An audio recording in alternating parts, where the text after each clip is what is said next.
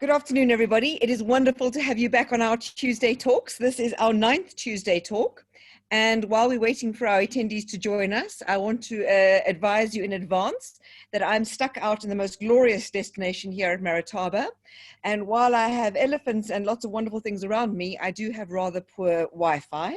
So if I dip in and out of this talk today, Kare, who is our Kenyan specialist, being born and raised over there, is here to assist us with everything. And I'm absolutely delighted to join to be joined by a really strong panel of our members and a tour operator partner who's traveled to Kenya as well. So I just wanted to say thank you very much to everybody for joining us today.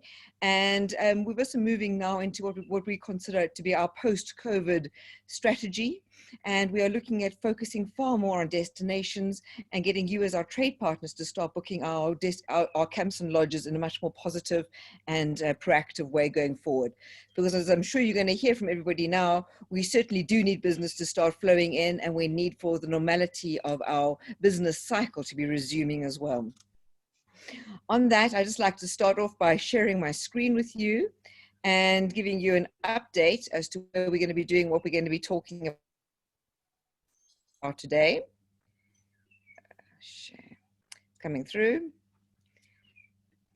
Great. So today we're focusing predominantly on Kenya and Tanzania, and I'm delighted to be joined by Jessica Patterson and James Scott from the Safari Collection. Jess will be joining us in a few moments. She's out doing some Fabia, who's out in the Swiss Alps, but she's joining us as the owner of Chem Safaris, and we've got Sean joining us as the Director of Sales and Marketing for Legendary Expeditions. Today we're going to be concentrating as well on quite a few of the new developments that are taking place. I'm going to be speaking to our individual members about their new purpose going forward and some exciting things in the pipeline as well. We did today, which was actually recommended by one of our friends, was that we should speak to somebody who has been to Kenya and Tanzania recently, and would be a great opportunity, we thought, to get Rose Hipwood to join us from the Luxury Safari Company. Rose is based in the UK.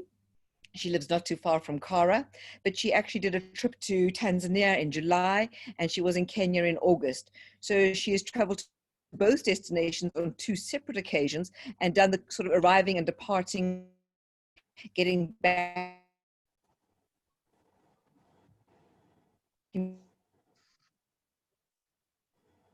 is advising her client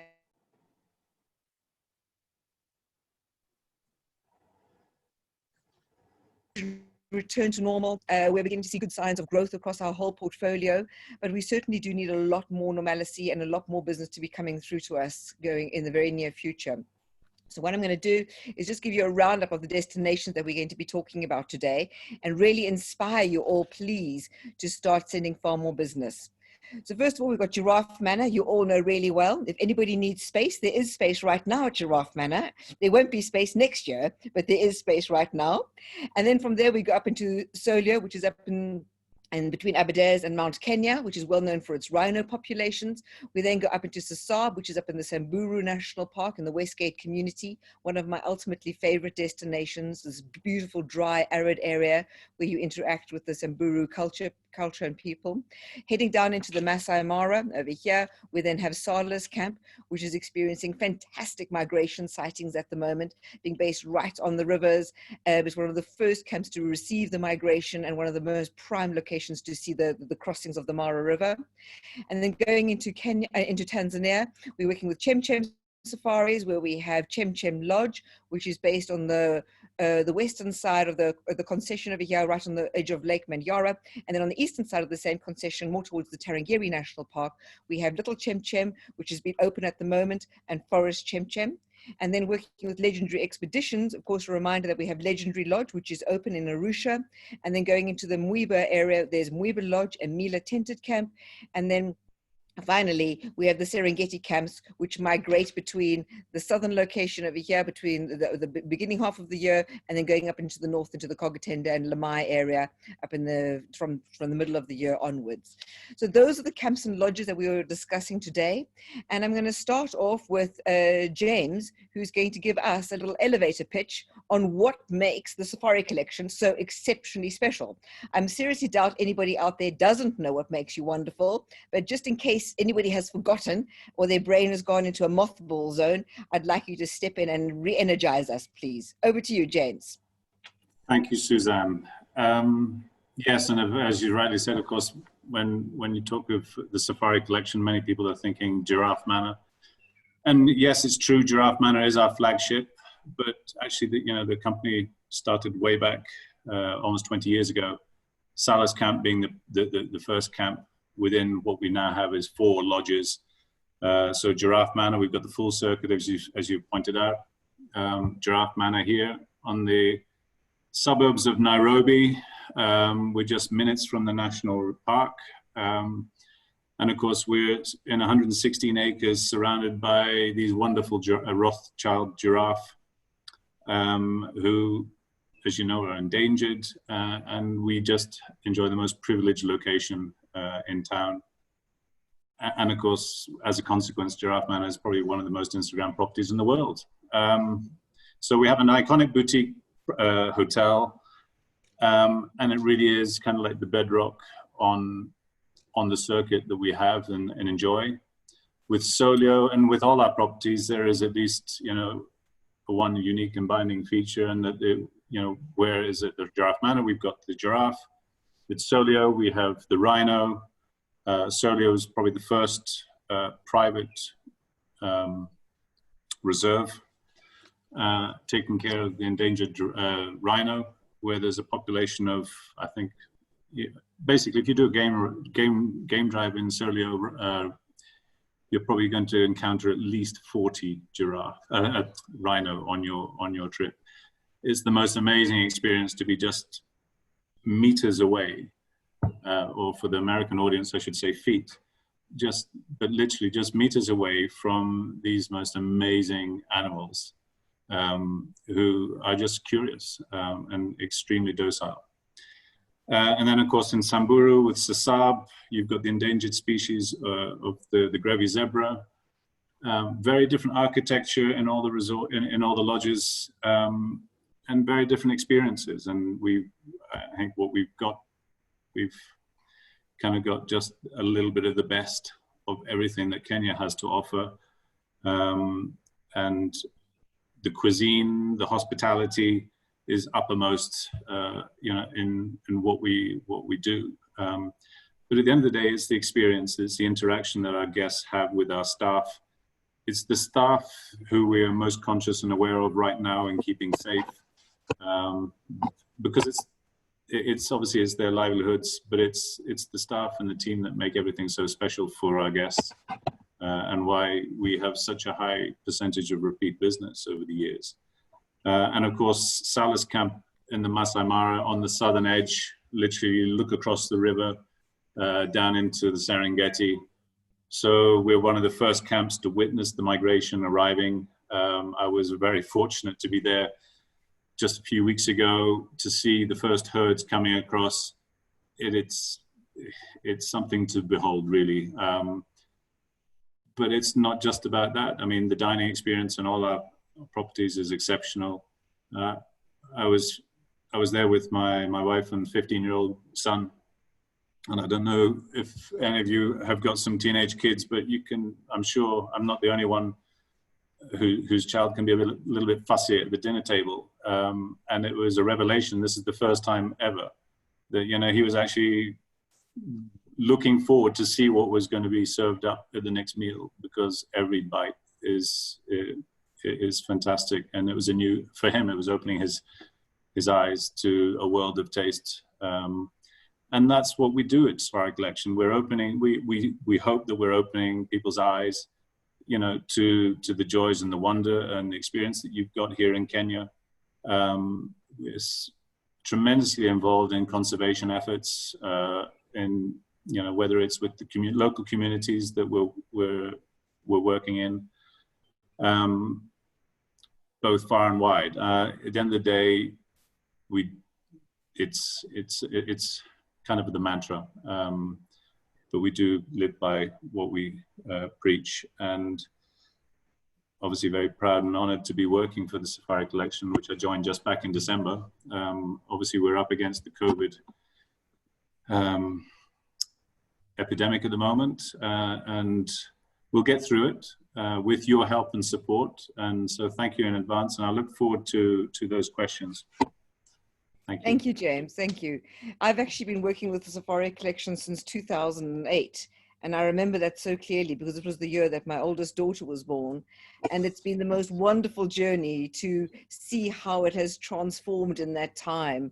And it's truly a business that has grown and become a flagship entity for Kenya as a whole. So it's wonderful to have you here today, and great to have you part of the team as well. Thank you, James. Thank you. And then moving on from that, I'm going to be handing over to Fabia. And Fabia and I have been working together since 2012, Fabia, when I first came to come.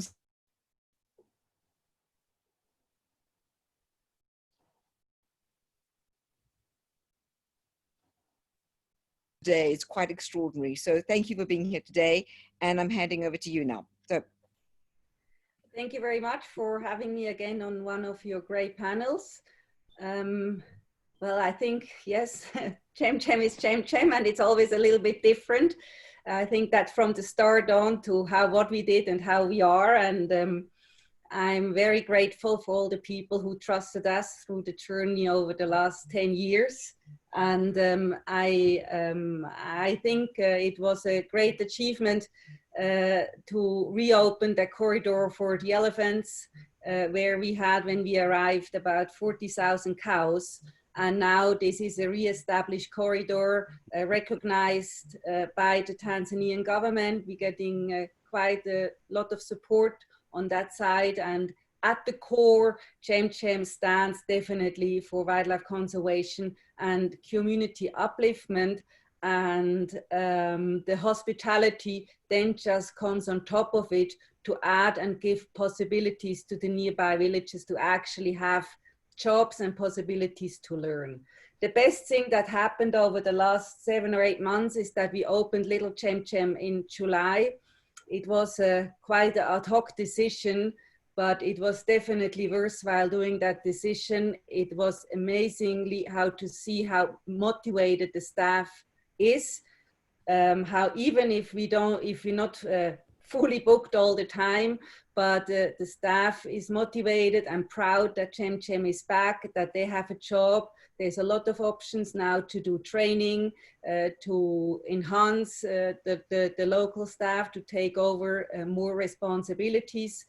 Well, the wildlife is the wildlife. It's great, and it was great, and it will be great because we never stopped our wildlife conservation efforts.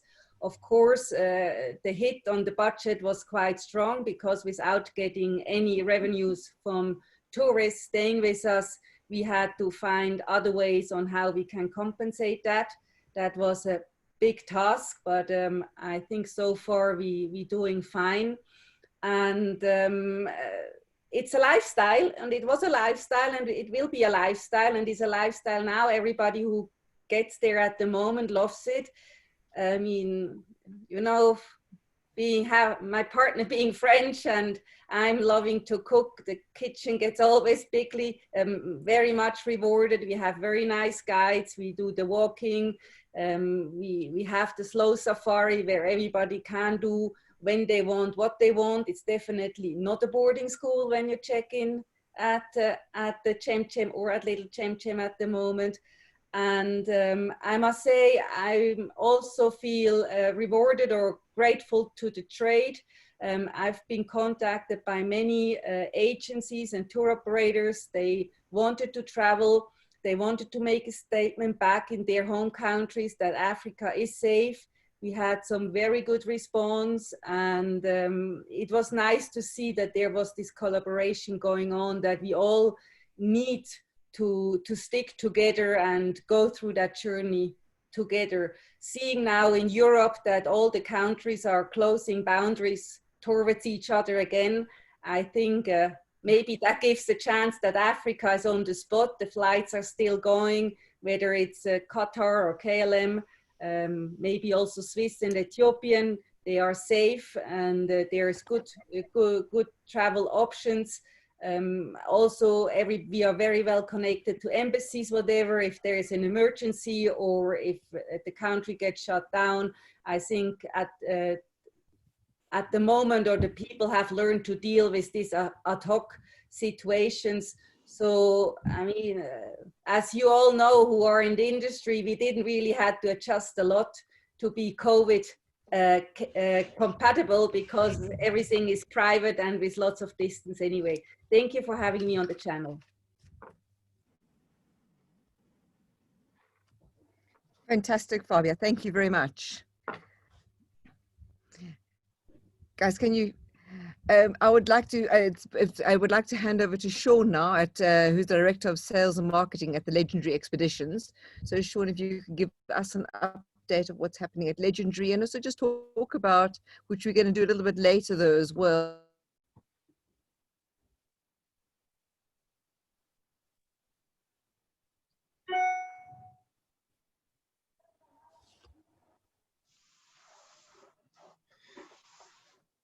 I think we've lost Suzanne. oh. I think we have. Just go ahead, Sean. All right. I think that's your lead, Sean. Yeah, I think that was, thanks for the intro, Suzanne. I'm sure there was something you wanted me to focus on. So if you pop back in, just let me know what that is. But yes, I think as with everyone else, I mean, it's a privilege to be part of the panel. And I think when you look at Legendary Expeditions, I think what we've really missed over the last little while is kind of that interaction and the collaboration that we've experienced so much from our partners globally. I think there's an indelible trust that has been built up, and that really has stood Legendary Expeditions in exceptional good stead over the years. But I think if you have a look at the one thing that really separates Legendary from a lot of other companies is that real can-do attitude. I think whether it's on the front end with the reservation side of things, or whether it's on the operation side, which is the most critical in many aspects, I think the entire team is just so in tune with what is needed by our guests that that can-do attitude definitely shines through. So I think that's a very big, unique selling point. But I mean, at the same time, I think having our partners in the industry and the ability and the loyalty that they've shown to us to trust us has also set the footing really well over the last couple of years. So if you look at the actual products themselves, I think from a typical unique selling point side of things, I think if you have a look at the circuit that we're able to create within Legendary Expeditions across several different landscapes, different wildlife areas, and then within that, having the flexibility of the guests to be able to do pretty much anything that their heart desires, but in many senses in a very private capacity with their own private vehicle and guide, I think has set us apart in many instances. I think the other big thing from our perspective is those cultural interactions with the Datoga and the Hadzabe, like you can see on your screen at the moment. Many of our guests travel to us to have a very different kind of experience comparative to just a strong game viewing. I think we offer that as well, especially with the adventurous Legendary Serengeti camps in the Serengeti, but moving between north and south. And then having a really great ending point with Muiba, for instance, as the flagship property. So there's a lot that makes us all different, I guess, and especially the people on the panel over here. But I think that's why a lot of people kind of will gravitate towards Legendary Expeditions. And I think probably the last thing that I'll mention is just the strength of the collaborations. And I think it's really shone through now during this COVID era. Just the strength of the partners on the ground and how we had the ability to work with so many different companies, whether it's a Safari Collection, Chem, who obviously most people know is very closely aligned to Legendary in terms of circuit offerings and special offers and different policies. But I really feel that over this period has been the real positive coming out with a renewed sense of strength amongst all the different suppliers that are operating in East Africa. So again, thanks for having me on the call. And like everyone says, yeah, the more tourists we get, the better the future will be for us all. So thanks, Suzanne. Great. Well, thank you, Sean. Sorry, I keep dipping, as I said, dipping in and out. But I think what we should do now is just move on to chatting about how we are stabilizing our businesses and how we are creating a more agile business environment to build the way forward. And I'd love for Rose to kind of step in now and just give us an update as to her experiences of traveling in Kenya and Tanzania. And then we'd like to really start looking at how we're going to start building our businesses going forward and what we're going to start doing on that side. So Rose, can I get you to give an update of what you've been doing and your experience of... I think that's my cue. So I went to Tanzania in early July, and I was there actually a little bit before it kind of really opened, because obviously what we're seeing is that the government say, right, you're open, but none of the camps are going to open when they don't have any guests coming through. So I was there about a month after they officially opened, but still, you know, no one was kind of ready to go. So I did quite a short trip. Well, it was about a week. And I was actually slightly apprehensive because, and I'm not a nervous traveler, obviously, working in the travel industry, but it's just the unknown, isn't it? You have no idea what to expect. And I think, like anyone who has worries before they travel, as soon as you get on the plane, you forget everything. You forget all your worries about anything. And I think that is gonna be, for the majority of people, any kind of apprehension they had will go. Obviously the planes are really, really easy to socially distance on at the moment because they're about 40% full, if that. So the aircraft side of things, I think, feels very safe, and there's hand sanitizer everywhere and masks are worn all the time. And then Kilimanjaro was very straightforward. Hand sanitizer when you arrive. You have to fill in a health form on the plane and then also get your temperature taken. And it just felt very relaxed. Everyone was keeping their distance from each other, but not in a kind of uncivilized way. It just felt very friendly still and very warm. And it was just easy. But I think that you could put that down to the fact there's so few people flying at the moment. I'm sure once these flights start to build up, you can expect there'll be a little bit longer to queue at the airport, things like that. But it's not going to be nothing major, you know, but it's just something for people to be aware of. And, you know, to be honest, once you're out in the bush, you forget that anything is happening. But I think the key that I'm going to kind of put forward to my clients is that anyone traveling at the moment, I think, will be fairly blasé about coronavirus, but you have to protect the staff that you're meeting when you get there. So I think that's more the factor that people need to think of. And then it's not people being horrible by not thinking of it. It's just, it doesn't kind of cross your mind, but actually, because I think anyone traveling at the moment is going to, I don't think they will worry for themselves, but they do need to protect the staff that you visit when you're there. So do you want me to go over camp protocols as well, or? Well, I think we can get into that a bit later. I think what we want to do now is just kind of understand, we need to start building some sort of demands and appetite for travel again. I've been traveling for quite a while and really have not done much in terms of felt that there was much COVID-19 around at all. When you do get into a camp, generally it lasts for about 10 minutes of having your temperature taken, filling out the form. Everybody starts with a mask on, but we find that actually people want to be people and people want to connect. And while most of the time the staff have always kept their masks on, which I think is to protect themselves, most guests get into the environment and it's all kind of just lets go quite quickly. So it's quite an interesting dynamic as to see how we're going to manage this, because one of the key things that we have to do is to protect our teams on the ground. That's the most essential. But while we're talking, just before going too much into the whole COVID side of things, I think what I wanted to do as well is just to understand from a business point of view in terms of COVID protocol, but as a whole, what are we doing to be more agile and to stabilize our businesses going forward?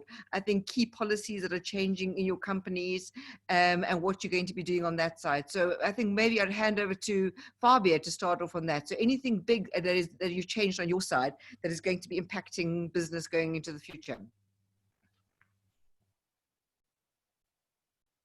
Have to keep up the quality and the people, because we're still going to charge the same prices. So that's the most important thing. I mean, of course, you have the COVID protocol at the moment, but besides taking the temperature and having the hand sanitizer and making sure you get nice hand sanitizer, that was a big issue for me, because you want to make sure it looks nice and it's pretty, because you cannot have these ugly plastic bottles staying around. Everybody's saying you should go away from plastic, and now with COVID, everybody's using the plastic sanitizer, so it's quite ridiculous. So trying to get nice hand sanitizers into Tanzania was quite a challenge, but we're getting there. So we organized, we did our app. I think that was quite fun. That was a good thing to do. So when whoever goes or is visiting Chem can download the app prior to departure, where he or she can get all information, all room information are found on the app. There is also a chat version on the app that when they're in camp, if they don't want to touch the telephone in the tent, they can then chat by the app with the managers. And I think that's something I always wanted to do. And sometimes, you know, you need a reason that pushes you. So that was quite nice.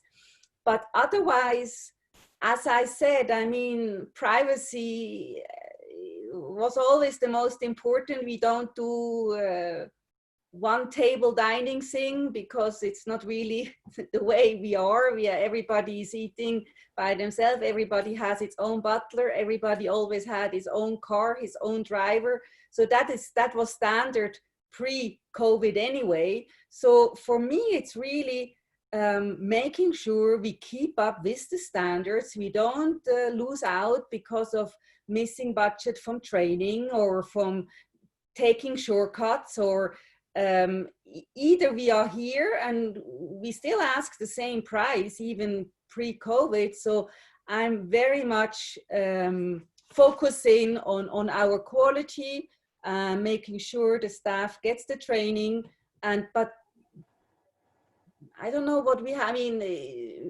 you know, the trade doesn't, I mean, they don't want me to go out and get clients. So they need to make sure they convince that the people travel. They tell me all the time, I'm not allowed to do that. So I leave it up to them. I'm ready. Fantastic. I love that. Thanks. And James, what about you? What are you changing on the on your side at the Safari Collection? We had a little chat earlier, and Jess said you're doing quite a few things. Yeah, and obviously the challenge is that you want to keep all your team together, keep them employed, but we're also then, you know, operating with maybe slightly, now that we've reopened all the camps, we're operating at slightly above the skeleton team, should we say. But to ensure that to ensure the protocols and everything, we've basically got 2 teams for each camp, and they're basically working 2 months off, 2 months on. They're isolating, they're all being tested before they go back into camp. So we're doing everything possible to keep them safe. It really is a huge element of it, is keeping them safe. But of course, we can't do that indefinitely, sending people home every 2 months. We've got to make sure that we're a little bit more agile, that we can be more flexible. So we're looking to see how we can restructure our operations team so that we can support the peaks and the troughs of each of the camps. I mean, we were fortunate we were able to open Giraffe Manor, reopen at the end of May. We had fantastic support from local residents. And then in August, as things opened up internationally, we've now started to see some international guests coming back in. At the same time, if you like, as the local residents have started to drop off, but then also in the meantime, we've of course opened up our other camps, and so the Sadler has enjoyed a very good, so far, a very good season.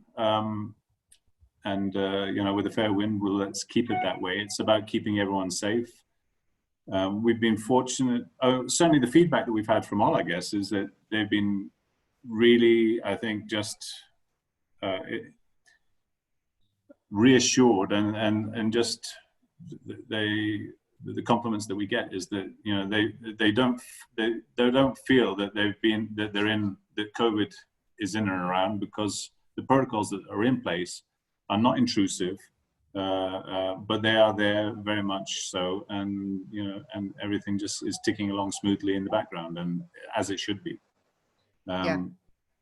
And so obviously there's a restructuring that we're looking at financially. The Kenyan government gave us a VAT reduction, but that in principle sounds great, but it becomes very complicated once you start readjusting bookings which have been prepaid or deposits paid from a year ago. The whole thing becomes a minefield. So we've got some financials to look at and to readdress as we go forward now into our new financial year, which started this September. But at the end of the day, we still have to make sure that we are responsible, that we socially distance and so forth. So we can't book out the camps entirely. We need to make sure that there is some space. We have to be prepared for all eventualities. We hope, of course, that nothing, that with the protocols that the government have put in place. And I have to say, the Kenyan government have been tremendous. I do believe, and I've been in the UK recently, and I was actually quite shocked at what they're doing, or not doing rather. Kenyan government have been on top of this situation every step of the way. The safari collection properties, and I'm sure the majority of the properties in Kenya, and I'm sure the same is the case in Tanzania, is that the management of all these properties have taken exceptional measures and I think by and large we have preempted, the industry has preempted what's been coming down the line. Certainly we were kind of ahead of the game, or we believe we were ahead of the game, and we were able to reopen. I think we were the first camp to reopen in the Mara, but we didn't reopen prior to ensuring that we actually had every single protocol in line to make sure it safeguard both the guests and the staff alike. That challenge is keeping the momentum going as we transition from having local residents into international guests coming back in. It's ultimately about getting the confidence of people to travel. And while people are going to have to return back to the UK and enter into a 14-day quarantine, at least, I think here in Kenya, by enforcing the pre-travel COVID test, that's a brilliant thing, because it means that you can arrive, you've got your negative test, you can arrive and you can get straight on with enjoying your travels. Sorry, you were going to ask a question? No, I was going to jump in there and just say, just in terms of the, stimulating demand again, we just run a poll now, and I wanted to share the results, which we're doing, which is showing that even though demand for East Africa is greater than Southern Africa, the greatest response over here was that there was no demand yet and business is very slow. So that's not good for any of us, to be quite honest with you. So we all need to change that perception and need to get business back flowing as soon as possible. And on that, I'd like to ask Rose, what are you doing now to stimulate demand and to start supporting these destinations, which I know that you are very passionate about in Africa? So what are you doing, and what can we be doing as products to support you? Well, I think the reality is, until we can't force anyone to travel at the moment, because you're either nervous about it or waiting until next year at the moment, I think. But we've been doing loads of social media, obviously focusing on the videos and the reports that I did when I was in Kenya, and then in Tanzania and then Kenya. We started a podcast, which was actually more because we had a bit of time on our hands, and we've enjoyed it a lot more than we thought, and actually it's got more followers than we thought it would. And I think especially during lockdown, people were listening to things more, reading things more, and so we just tried to kind of capitalize on that. But I think it is a waiting game now. I think it is a waiting game. It did, to me, it felt like it was picking up in August, and now it feels quiet again. And I don't know whether that's just things, talk of second waves and all of that, but it's I think it is a waiting game. I think now that we're getting closer to the end of the year, a lot of clients have literally just written this year off. They just say, listen, we're not even going to do anything, plan anything, buy anything, do anything until January. And that's my gut feeling about that. But I think you can never do too much social media, too many videos, and obviously us agents are maybe a bit more robust about traveling, so this is the time to be in Africa. Go now, do a fam trip, do whatever you can, but also don't expect your fam trip to be free, because thank you you just can't expect that from people at the moment. It's not fair. And so but it's worth it, because you'll be there by yourself, and it's amazing. I totally agree with you. And just on that note, we are totally open to anybody doing fam trips across our portfolio, especially in the countries that are open. And it is a wonderful time to be experiencing these destinations. But just on that note, I totally I concur in that we are also seeing a very slow year. And we are, from our side, gearing ourselves to getting ready for a good sales season from January. But things are definitely looking a lot slower now. But it doesn't mean that you shouldn't be preparing.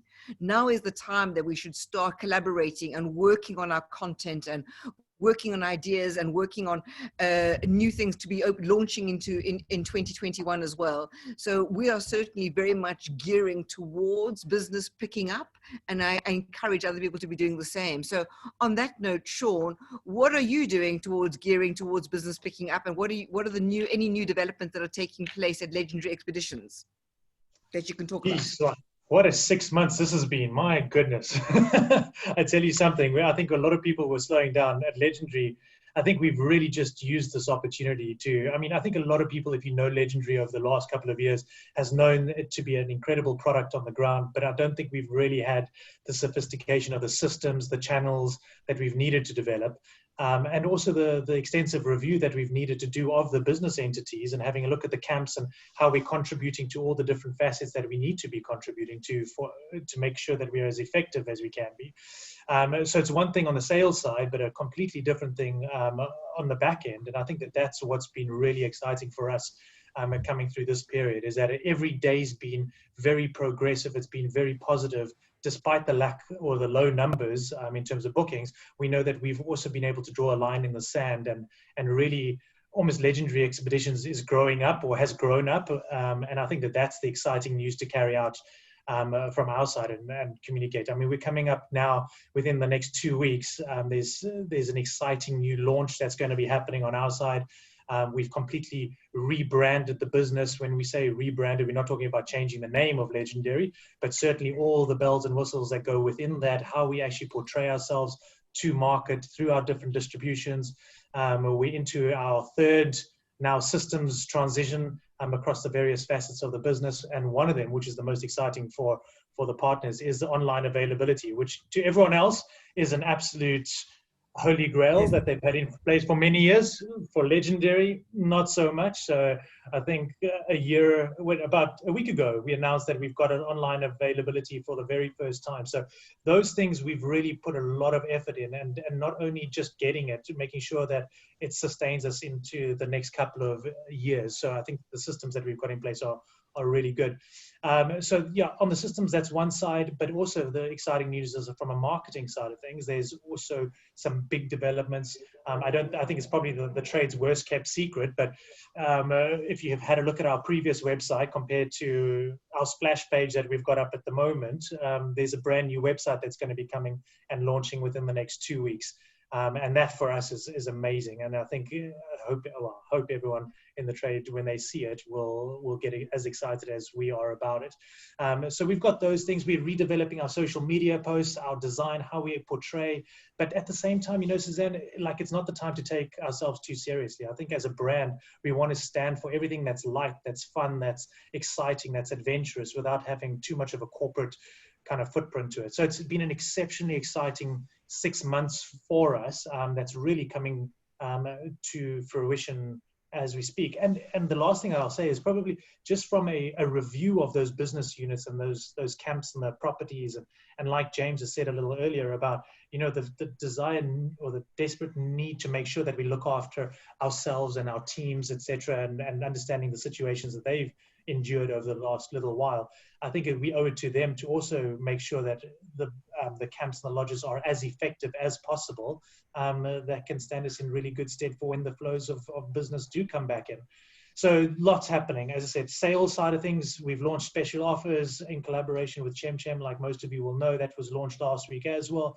And the good thing is, from a demand side of things, we are seeing it slow, but we are definitely seeing the needle start to tick in the right direction, which is exciting. So we've only got Legendary Lodge open on our side, but the forward demand for our camps are really quite a positive side. And the last thing I'll say is that the morale on the ground, and I was chatting to Kelly a little bit earlier, who looks after our operations side of things, it's definitely gaining traction. The morale of the teams there, they're so happy to see people coming through. We've had agents and fam trips that have come through, finding a way to get to Tanzania, no matter where they are in the world. And that's been really positive, that interaction. We're getting back to what makes this industry so special. And I think that's what we're going to stand on moving forward. So yeah, onwards and upwards for Legendary.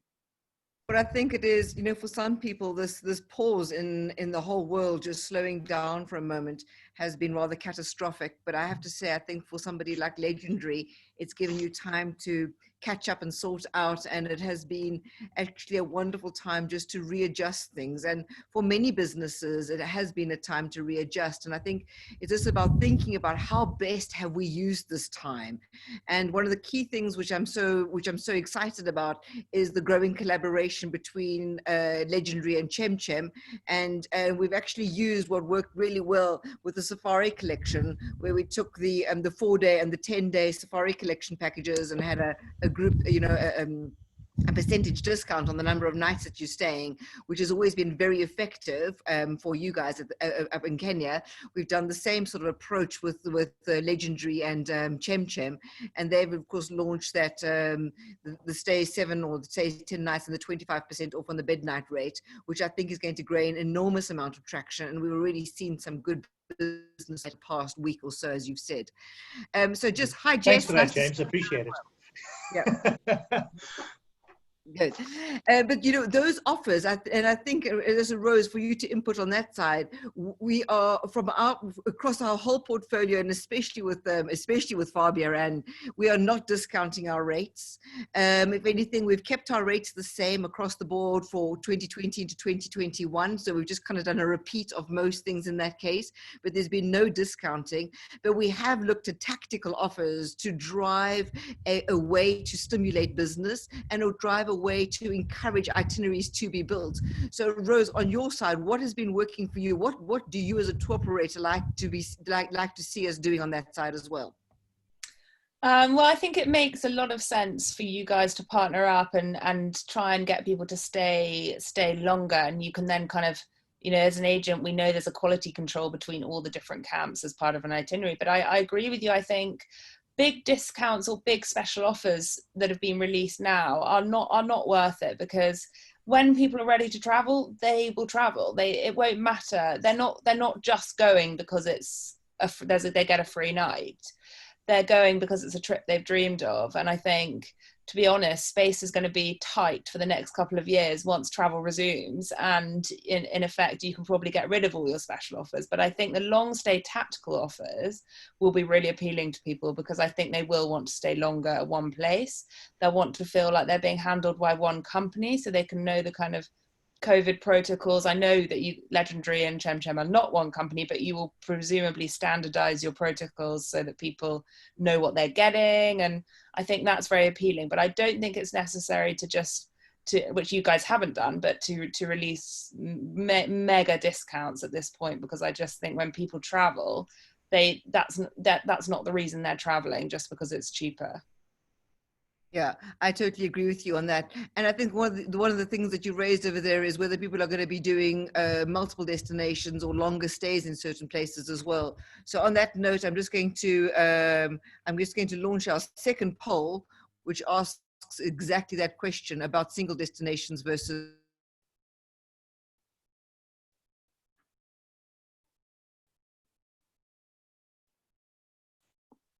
We lost Suzanne briefly there. I think so. Suzanne was basically introducing our next poll, which I will launch right now, which it has gone. I think Suzanne pressed launch. Our next poll is basically asking, what do we think in terms of a question came through actually from one of our attendees, talking about Kenya and Tanzania combinations and how viable they are moving forward. Suzanne is back. Sorry. So, Jess, I was asking you to please just give us your update on strategy for next year. I'm really sorry, Stan, I didn't hear that. Sorry, Jess. I was asking you for your rate strategy and any tactical offers that you're going to be doing at the Safari collection next year. To be honest, we are not doing any specific tactical offers at this stage. There's such a bottleneck of business that's built up with pushing things out. So we're not, you know, as Rose said, there's not much point in us actually going out with anything more than we already do. We have some great circuit discounts that are already out in the marketplace. They're easy for people to understand, and they already offer fantastic value. I think the biggest concerns that we're finding about people enticing people next year is more around terms and conditions. And obviously I'm coming late to this conversation, so maybe that's already been touched on, but I don't think people are, certainly the feeling I get, it's not about price. It's about flexibility, agility, and yeah, just generally being receptive to being flexible around the terms and conditions of the booking as opposed to the price.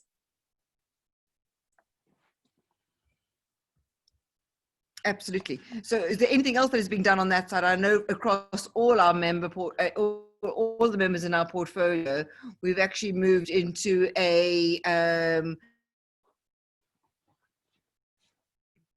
it's up until 45 days until when the final payment needs to be made. Jess, have you done anything different on your side? I know Fabia and Legendary are very much doing the same on that side.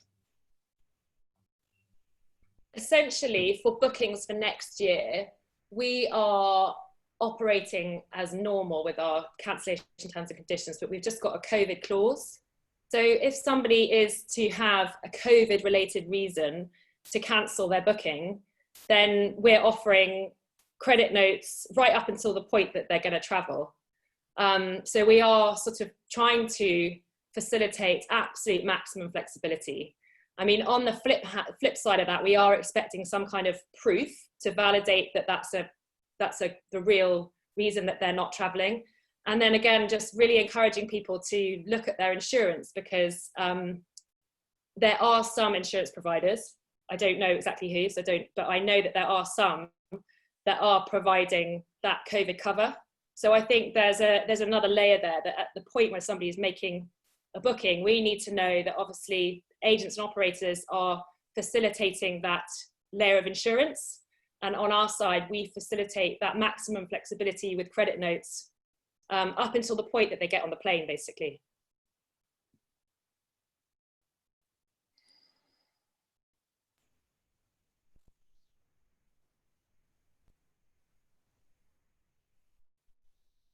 Radio silence.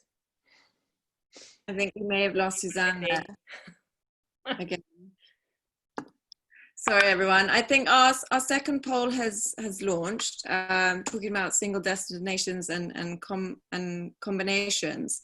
Rose, I might actually put this onto you, but we spoke a little bit about this before we started. We went live this afternoon about what you're experiencing, what your clients are demanding, about whether they do want to combine countries, or is it safer to stay in one at the moment? I think we are still going to get requests for multi-country, because a lot of people don't realise that, like, Botswana and Zambia are 2 countries and Kenya and Tanzania are 2 countries. So I think we'll get the requests. Personally, I've never been a big fan of multi-country safaris unless they're really long, because I prefer clients to do one country really well. So I would always push for one country anyway. In some cases at the moment, it's not actually possible to combine the countries. I'm sure by next year or middle of next year, that will have changed anyway. So it will be possible. But whether it's going to get a bit complicated with clients having to say, pop into Arusha for a test and then go back out on safari while they wait for the results to then cross into Kenya. You know, we don't know how that's going to work. I mean, I'm trying to fly back from Zambia via Kenya in October, and it looks like I'm going to have to go to Lusaka, get a test, then go back out to the bush while I wait, 3 or 4 days. So it is possible. It's all possible. But I think at the moment, I would very much be going for single country for clients. It's just, you just don't know if there's going to be delays with the test results or things like that. And I don't think many clients will want to return to a town for one whole day or 1 day and overnight just to get a test to fly home. So that's, I think for now, although they may have to, because some of them are going to have a test to enter their home country. But I think for now it's single country holidays, I would say, but that could change in the next couple of months if things continue to open. I think so, and I think that's where we, on our side especially, are seeing more and more demand for these longer stays. We've had inquiries come in for families wanting to go and spend a month at a time in our destinations, take their kids and homestay there. So from our side, where we are looking at these longer stay offers and combinations within the destination itself. We mentioned just earlier our new combination between Chem and Legendary, and hopefully that will get some of the longer stays going in Tanzania. Fabi, I don't know if you want to talk a little bit about our new special offer we've got going with Legendary, and how it's really going to encourage people to slow down and take that sort of, slow safari experience. Well, I never thought that we needed to understand slow safari, but as you know, I always was a big defender in staying longer and unpacking and packing less. The French, they do that perfectly. We get French bookings in for people who before already just booked Chem for, they would stay easily 4, 5, 6 nights, maybe between the 2. As we haven't opened Forest and Chem Lodge together with Legendary, we just thought it would be very nice to still have an attractive, informative, different and fun circuit, so people still know they can travel through Tanzania. But as mentioned also before, Legendary and Chem, we aligned our COVID policy. We work very much hand in hand.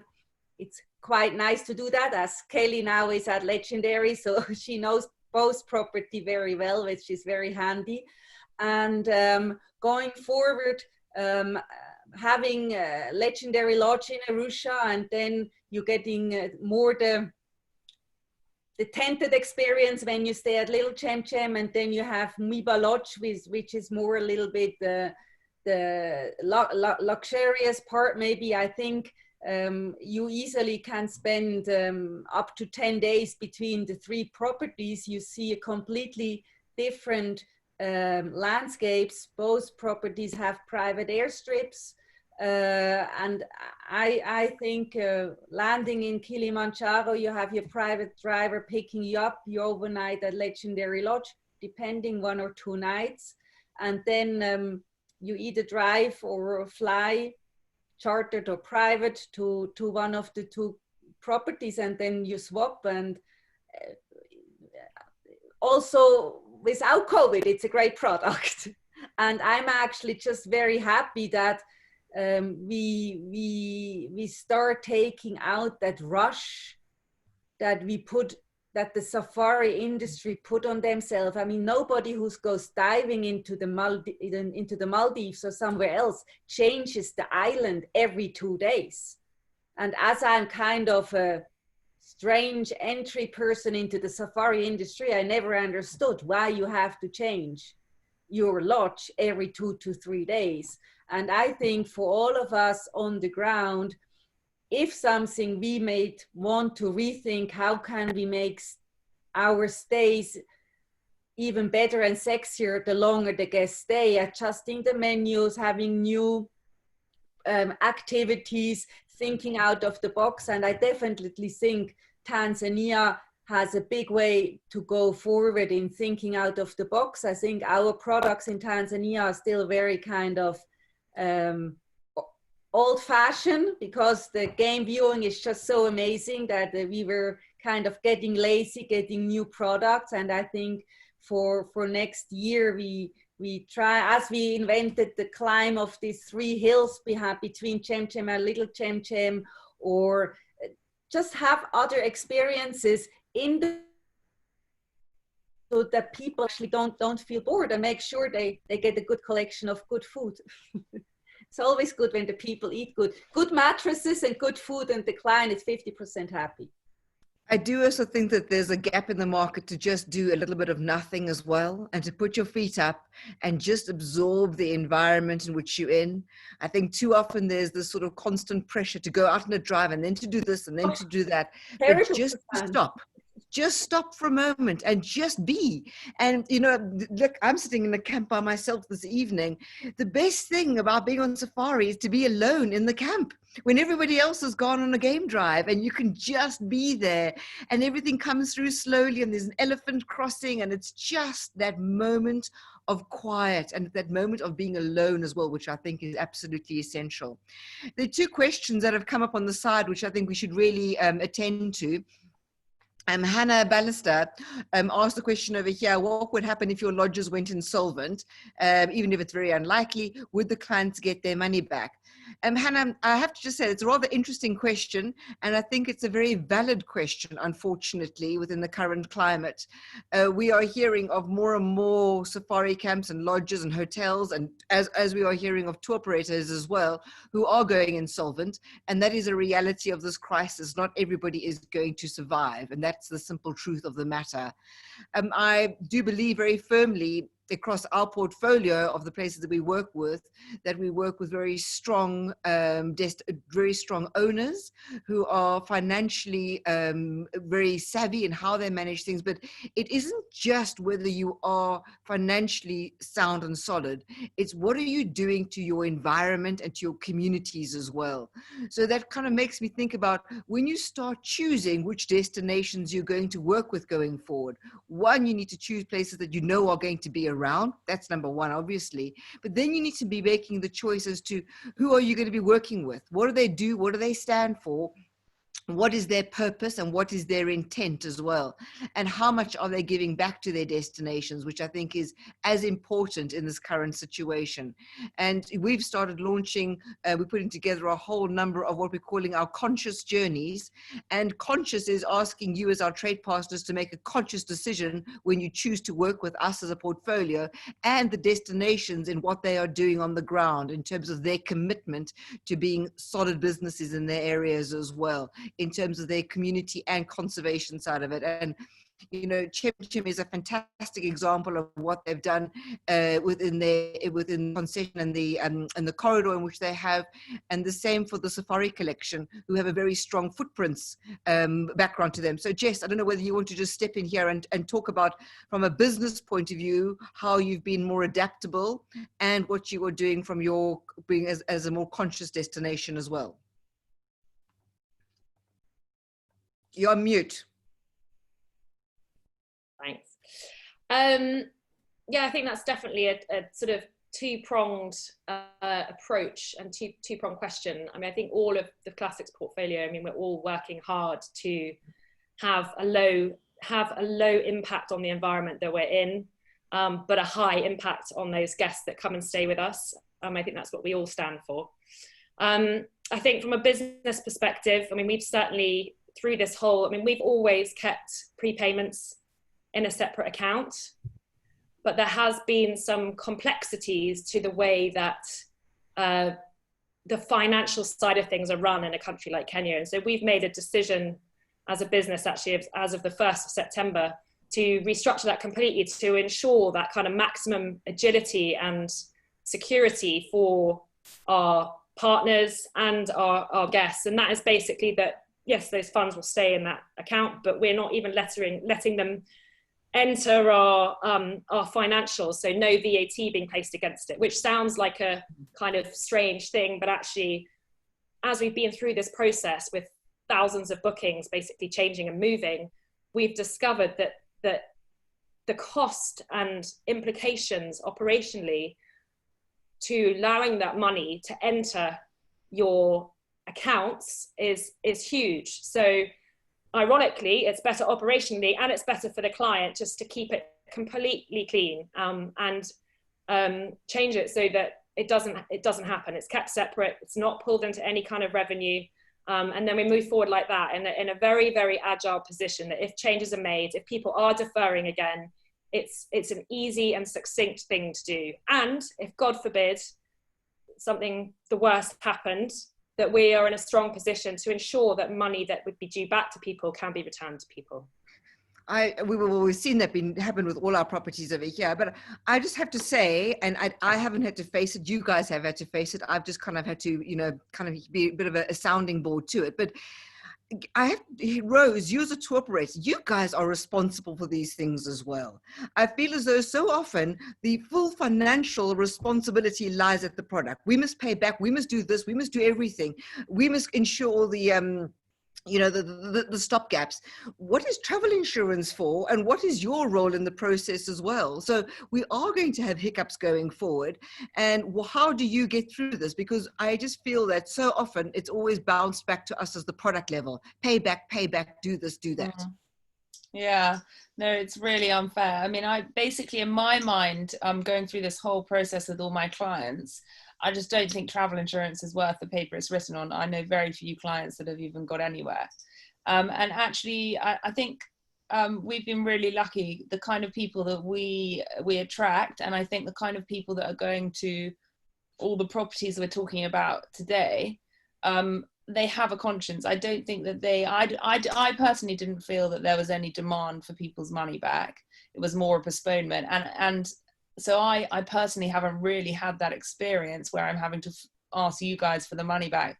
But as an agent, I think you have to be equally on the side of the property and the client and find a way to balance that. You can't just be on the side of the client and be ununderstanding to the properties, trying to get money back, which perhaps is keeping people employed.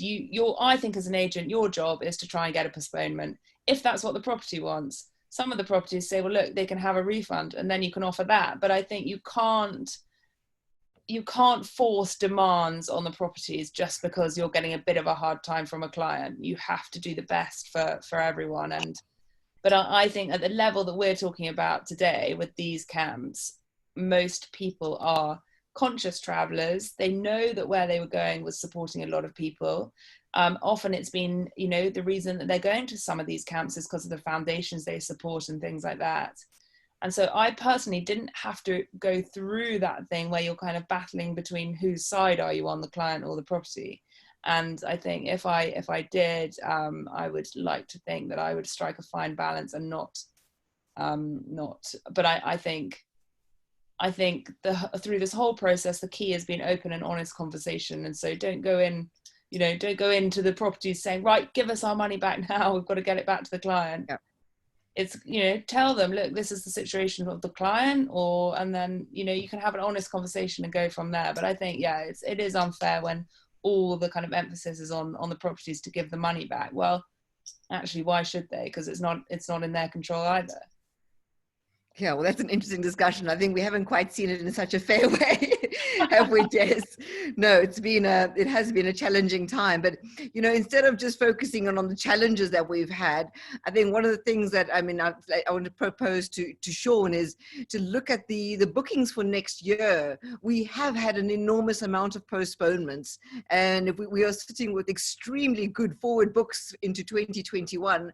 And, you know, we've got small camps, wonderful things happening in these camps. And there was a question that came in here from Muriel as well, where she says that please also remember, if you do specials for 2021, that 80% of the 2020 trips have moved into 2021. And yes, I agree with you, Muriel, but the reality is I don't see 80% of the postponed bookings materializing. So we as product have to be protecting our bed stock, and we have to be stimulating a new way of travel. So Sean, what would you say on that side in terms of, as a business, how are you responding to things and what are you doing on that side? You know, Suzanne, from our side, we're relying heavily on the trade to a certain degree as well with this. I mean, to gauge the actual interest of the clients. I think we all have a very good sense of the partners or the people, the trade, etc., that the bookings tend to be a little bit of a revolving door. And I do feel that, I mean, 80% of bookings might have deferred into 2021, which is placing our inventory and our stock at extreme levels. But the second and third and fourth waves of, again, deferred into 2022, or at least they're trying to move into 2022. We've had as far as 2023 requested, because every case is just very different. So that goes back to the fact of the kind of special offers. And no, I don't think we should be discounting at rates, because ultimately we're unsure of the business that's on the books at the moment. If you had to look at it on paper right now, yes, everything's looking hunky-dory, but I mean, who knows how long this is going to persist. But you know, the way that we're preparing for it, I think, is that we're also anticipating a different kind of traveler that's going to start emerging from this COVID crisis.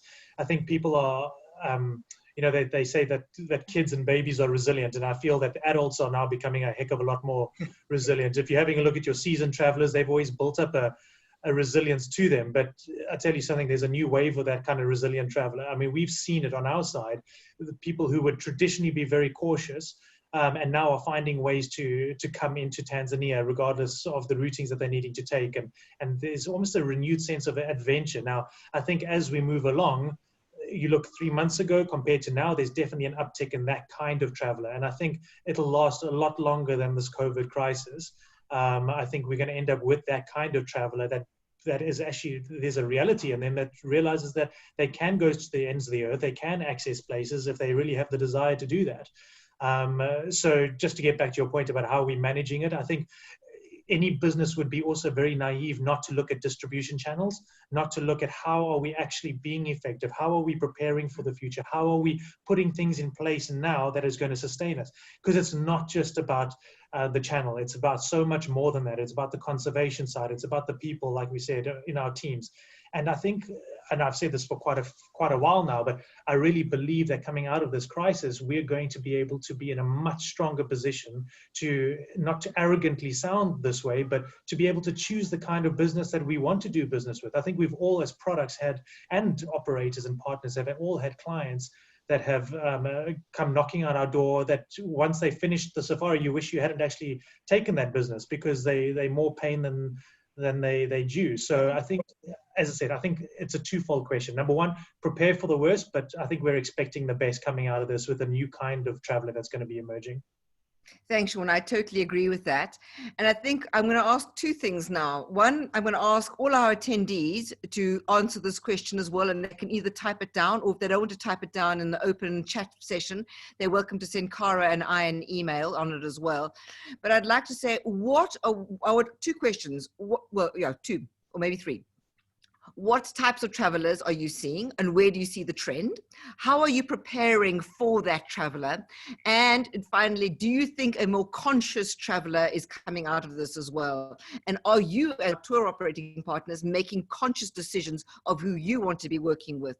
Because I know from our side, we are definitely making more conscious decisions on who we want to be working with. I think collaborating and working with strong partnerships is absolutely essential going forward.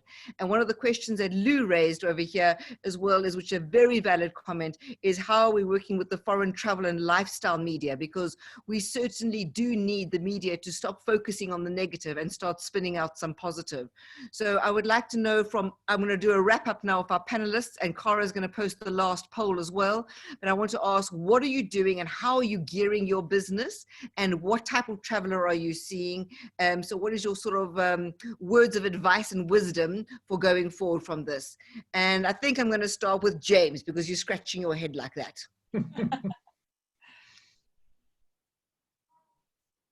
Yeah, for very good reason, I'm sure. You know, I think even before COVID, the traveler was starting to become sensitized, and a lot more sensitized with, you know, whether it's the likes of Greta Thunberg and all the environmental initiatives that have been picking up pace over the last sort of 24 months or so. And now with COVID on top of that, absolutely, I think travelers are a lot more sensitized. We as a company have used this time, obviously, tremendously in focusing on all our conservation initiatives, environmental initiatives, which is spearheaded through our Footprint Foundation. And there's no question, it's something that is definitely there to stay, and something that obviously we are going to focus on more and more going forward. Saying that, we do have the use of an amazing helicopter and guide, pilot/pilot, which may not be the most at first sight it may not sound like the most environmental experience, but we are conscious of that, and it's completely carbon offsetted. So we can, the guests can be rest assured that they're going to have the most amazing, exhilarating experience, seeing corners of Africa that they would never have dreamt of in a million years. The flamingos disappeared from Lake Nakuru some years ago, but with the helicopter you can find them, and it's an experience, as with many experiences that you find here in East Africa, that they are very, very special, and we've just got to keep showcasing those experiences. And of course next year we're going to be opening the Giraffe Manor retreat. I think it should be the beginning of Q3 next year, which is going to lend, certainly for our Giraffe Manor guests, an exceptional opportunity, whereby previously it's been difficult for them to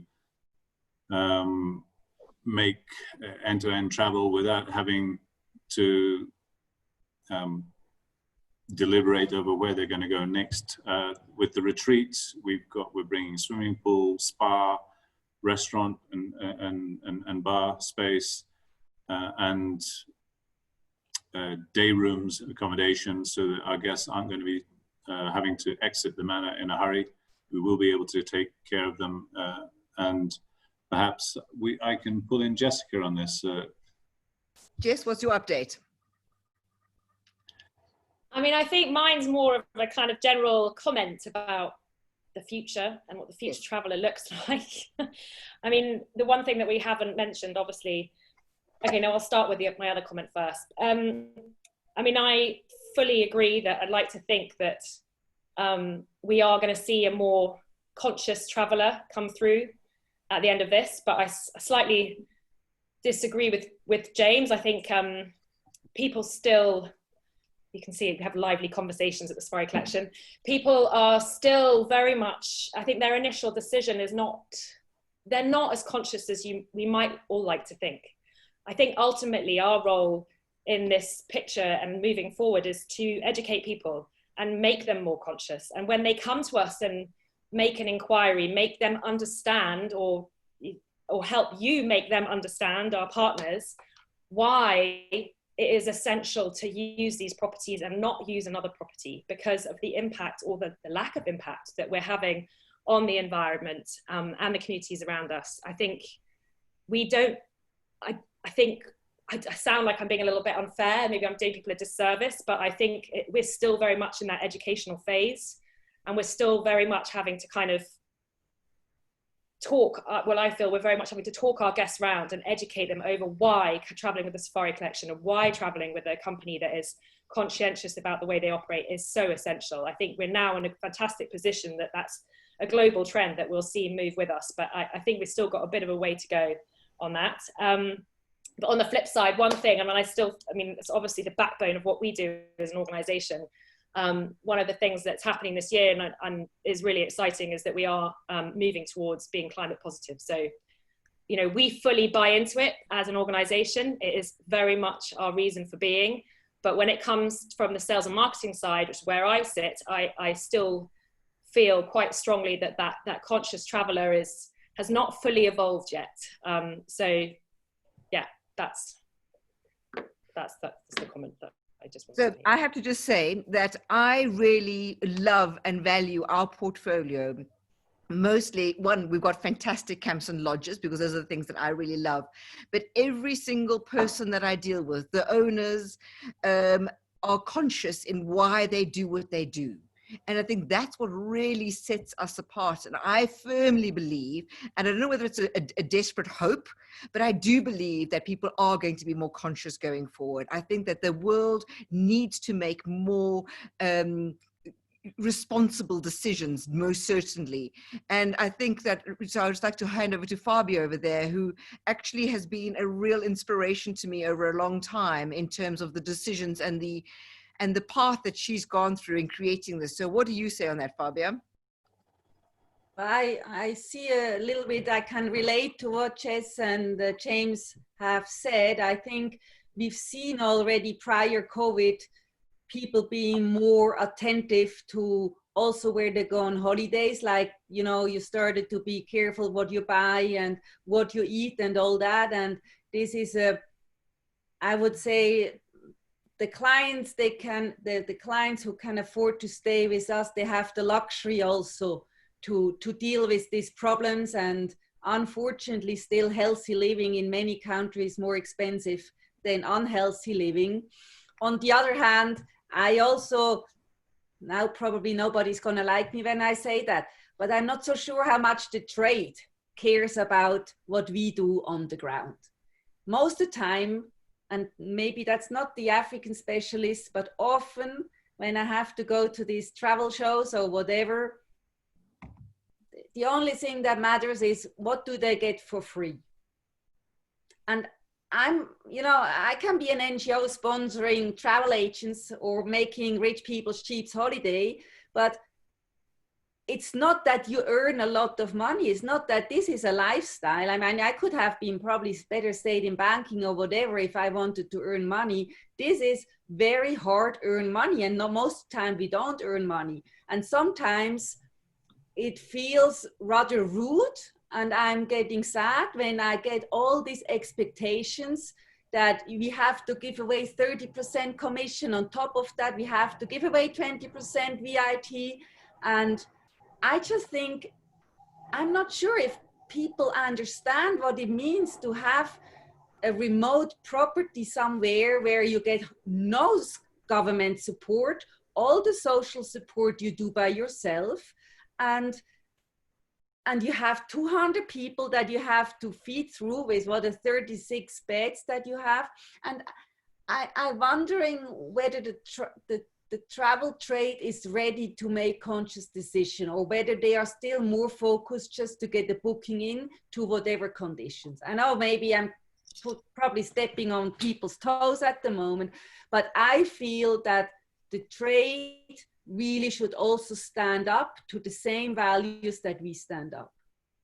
I totally agree with you. And I do think as well that now when things have slowed down a little bit, they can actually take the time to make more conscious decisions and not churn out itineraries just for the sake of doing it. And I think what I'd like to do on that side as well is actually, just before I'm handing over to Sean to give us his update, and then over to Rose, you're going to have to close this, and you're going to have to fight for the trade side over here. But if we share the results, that we have. You can see actually that we have got most people saying that they are seeing more conscious decision making, and that is certainly what we are hoping for and what we are seeing as well, and how we are preparing ourselves and preparing over the next few months. You'll see a lot more conscious documentation and narrative that will arm you as our trade partners to go out and sell our destinations in a more conscious way with that full ammunition, knowing that we are not greenwashing these things either. We've always done this and we will always continue to do this. So Sean, what is your recommendation and your handover and your sort of final parting note to our partners today? Yeah, I mean, Suzanne, I think from our perspective, it's twofold. We rely heavily on the trade, and just to Fabio's point, I think there's definitely a segment of the trade that is very endearing when it comes to what we face on the ground. But at the same time, there's those that are just wanting to make the bookings, etc. So I think Fabio's point is very valid, and I don't think it necessarily relates to everyone in the trade, but there's a big segment of that and if that is the people and they honest with each other, I think they can do so much more, and we can do so much more as properties and for conservation and for the people on our side. So I think those kind of honest conversations absolutely need to happen. And I think the more we stand steadfast as a trade and as suppliers, I think, and communicate this to the consumers. I mean, how difficult is it? And I'll just go to a point. I mean, over however many years to get simple communication through trade lines, because you're dealing with so many different entities as you're moving through. So if we can't even get those simplistic communications to the end client, how are we getting the voice of conservation and sustainability to the end client? And it just takes one link in the chain to break that's not as committed as the other, and the entire message gets distorted. And that's where I really believe that we should all bandy together, and we should come out much stronger out of COVID and say, you know what, this is not something that we're doing. I don't think any of us got into this to make the money. I mean, if you wanted to do that, become a bank or do something else. But I think that what we stand for is so much stronger, and the legacy that all of us are trying to leave. I mean, the transparency, and I think we are absolutely heading into an era where transparency will be king, not only from a conservation side of things and but how people live and what they contribute to. And Suzanne, you made a point a little bit earlier about how when you stay at one safari lodge, you can just breathe and you're the only person in the safari camp, etc. I think people are doing that with their lives. I've certainly done that during COVID. You stop the rat race and you actually smell the roses. You realize what's actually important to you. And I think that's the kind of partner that we're, as a trade, we need to look after each other and make sure that whoever we're communicating to, we're being open and transparent with that process. Otherwise, we're not going to learn anything coming out of this crisis. So yeah, let's hope all the positive trends come to fruition and all the negative things go to the past, etc., and we come out changed. But yeah, I think as an eternal optimist, I'll prefer to stand on the positive side. I'm with you there 100%. And I just think that one of the things is that we actually have to work on eradicating what wasn't working in the past. And we have to work on building what we should want to do, how we want things to work going forward. And Rose, I'm not saying this to you because you're on the panel today, but we have a very clear, and we've seen it in this crisis as well. There's a type of trade partner which is generally a smaller business entity where you're dealing directly with your clients and you fully engage and you understand the product. You've invested time and energy and passion coming to visit our destinations as well. We see you and many like you as well, actually not many, a good handful, as really strong partners. So what are you going to be doing, and what do you recommend to other people listening to us today about how they should be gearing their business and how we should actually all be stimulating business, and what should everybody do right now to get a booking into the doors, because we certainly need some business on our side? Well, actually, I just wanted to reply, which is the same answer to your question to Lou, which is that you've got to get the media out there, because I think, you know, you can get the media writing about it and stuff like that, but let's get the media out in Africa. I've got someone going to some of Suzanne's properties in Zambia next month. Like we've got to get them out there and writing about it and get it on, you know, because us, for instance, the trips that I did as an agent, they had quite a far reach, even though we don't have huge social media figures. So imagine what a proper journalist with loads of followers and a lot of respect could do. And I think the same for the agents. We've all got to get out there, because I think people are nervous about the travel, the flights, things like that. We all know once they get into the camps, they'll be absolutely fine. But we've got to get people out there, whether it's your members of staff, whether it's journalists, and just show people, look, it's fine. That's the best thing I think that could happen from now. So then the task then, as we're closing off today, is for everybody out there. Thank you, Lou, for putting the question onto us. But it is for everybody out there to go and find one key journalist, contact us, and partner with us in creating a really strong, positive narrative about conscious travel and responsible way of engagement in Africa going forward. I think we're going to close off on that note. And if there's anybody who would like to say the last word, anybody saying anything on our panel today? Anybody going? Fabia? You're sitting forward. Okay. Well, on that note, I want to say a very big thank you to Cara and to Kimmy, who are in the background, my angels, sorting everything out. And in case I dropped off the edge of the world over here. And to our panel today, to Rose, thank you for your insight, for putting your neck on the line and joining us as a trade partner. We sincerely appreciate that. Jess and James from the Safari Collection, wonderful debates and discussions as well from your side.